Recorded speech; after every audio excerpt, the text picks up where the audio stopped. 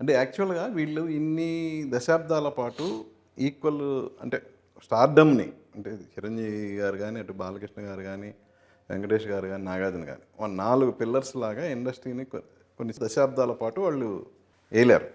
అలాంటి వాళ్ళు వాళ్ళ పీరియడ్లో ఎప్పుడూ కలిసి యాక్ట్ చేయాల.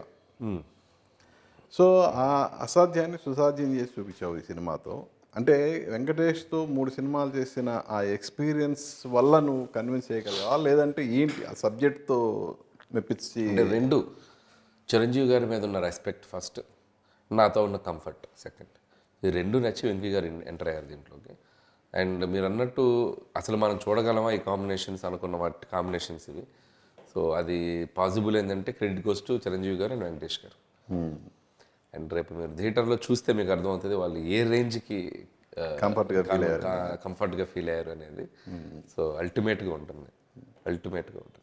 ఈ క్యారెక్టర్ ఫస్ట్ అనుకున్నది వెంకటేష్నేనా, లేదంటే వేరే అనుకున్న? వెంకటేష్ గారిని అనుకునే కథ రాసాం అక్కడ నుంచి.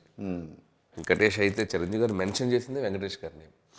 వెంకటేష్ ఉంటే బాగుంటుంది, మేము ఇద్దరం ఎప్పటి నుంచో అనుకున్నాం.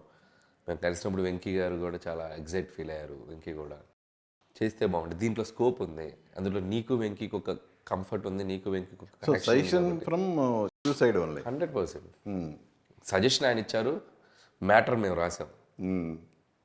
మరి వెంకీ దగ్గర ప్రపోజల్ తెచ్చినప్పుడు ఆయన రియాక్షన్ ఏంటి? ఆయన అసలు just said he said yes, చేసేద్దాం అనిల్, ఇఫ్ యూఆర్ కాన్ఫిడెంట్, కథ బాగుంది నువ్వు చేస్తావు. అండ్ చిరంజీవి గారితో చేయాలని నాకు పిచ్చ ఎగ్జైటింగ్ ఉంది, ఐల్ డూ ఇట్.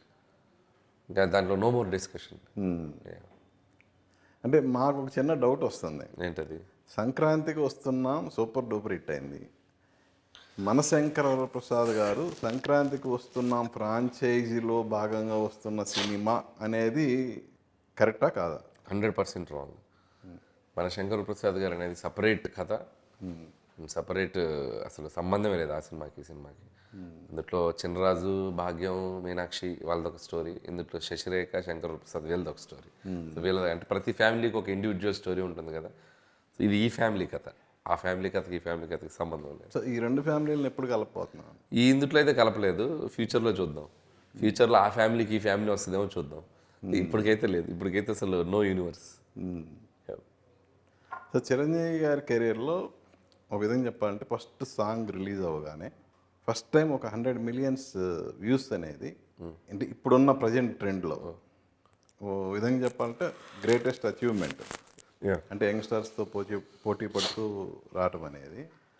సో ఈ అచీవ్మెంట్ వచ్చినప్పుడు ఆయన రియాక్షన్ ఏంటి, అలాగే మెగా ఫ్యాన్స్ నుంచి వచ్చిన అప్రిషియేషన్ ఏంటి? అంటే చిరంజీవి గారు ఫస్ట్ సాంగ్ వినగానే పెద్ద హిట్ వద్దు అనుకున్నాం, బట్ ఈ రేంజ్ 100 మిలియన్స్ బిఫోర్ రిలీజే కొట్టేసి, సో అంత పెద్ద హిట్ అవుతుందని నేను ఊహించలేదు. బట్ థ్యాంక్స్ టు ఆడియన్స్, ఎందుకంటే back to back 100 million songs, Godavari గట్టు, ఆ సినిమాకి ఈ సినిమాకి ఒక మిసాల పిల్ల, అంటే తెలియకుండా సినిమాకి ఒక అటెన్షన్, ఒక అట్రాక్షన్, ముందే 100 మిలియన్స్ అటెన్షన్, ఒక అట్రాక్షన్ గ్రాప్ చేయగలిగాం. సో అది చాలా హ్యాపీ అని చిరంజీవి గారు ఆ ఒక్క పాటే కదా సినిమాలో అన్ని పాటలు ఆయన హ్యాపీ. అండ్ ముఖ్యంగా లాస్ట్ వదిలిన ఆయన ఎరగదీశారు కదా డ్యాన్స్, మన హుక్ స్టెప్ సాంగ్ అయితే ఆయన రోజు ఆ సాంగ్ ఆయనకు పర్సనల్గా బాగా నచ్చింది, అంటే ట్యూన్, అందుకే అంత ఎనర్జీతో డ్యాన్స్ చేశారు. మ్యూజిక్ అనేది కనుక హార్ట్ కనుక కనెక్ట్ అయితే అసలు ఒంట్లో ఒక ఎనర్జీ వచ్చేస్తుంది. సో ఆ సాంగ్ ఉన్న ప్రత్యేకత అది. సో మ్యూజిక్లోనే ఒక కిక్ ఉంది, అందుకని ఆయన అసలు అద్భుతంగా పెర్ఫామ్ చేశారు.